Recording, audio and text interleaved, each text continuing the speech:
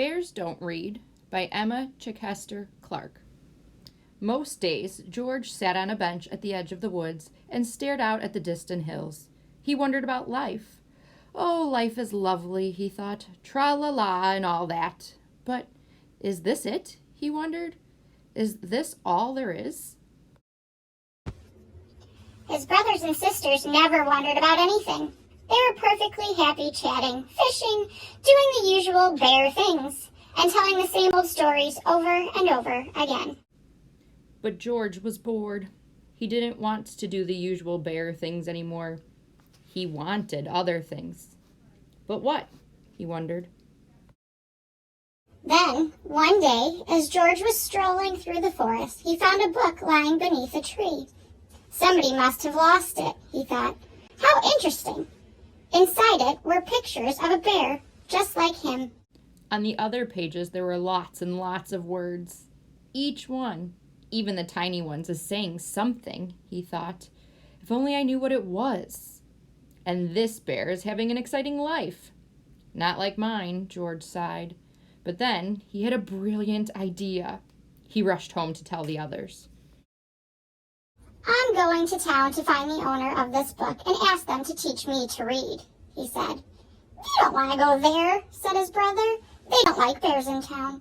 But I want to learn to read, said George.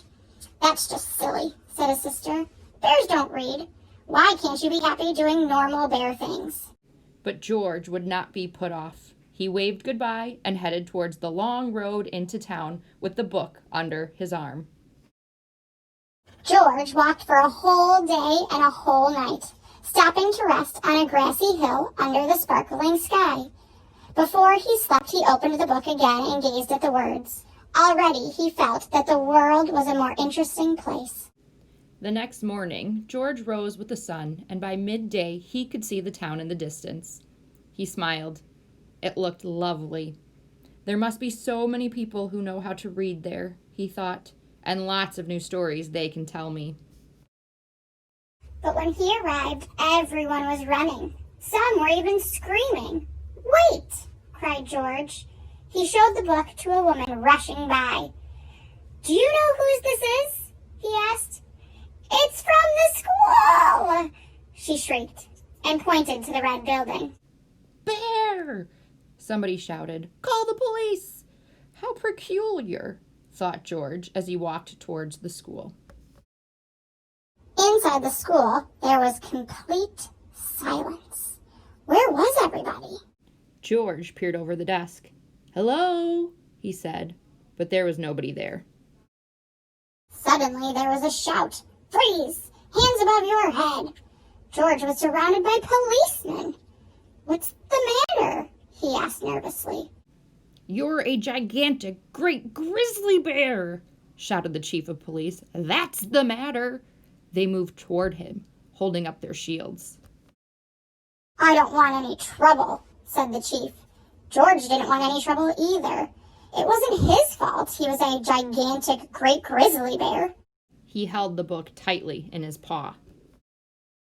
Just then the doors burst open, and in walked a little girl named Clementine with her mother. Hey, cried Clementine, that's my book, and that's the bear in my book. This is a dangerous animal, roared the chief. Stand back. He doesn't seem dangerous to me, said Clementine. No, said George, I'm not that sort of bear at all. I was just hoping someone could teach me to read. Silence, roared the chief. But Clementine wasn't listening. I'm learning to read, she said. We could learn together, couldn't we, Mom? Clementine's mother looked at George. She could see he was a perfectly nice sort of bear. I don't see why not, she said. So you'll take responsibility for this bear, will you, madam?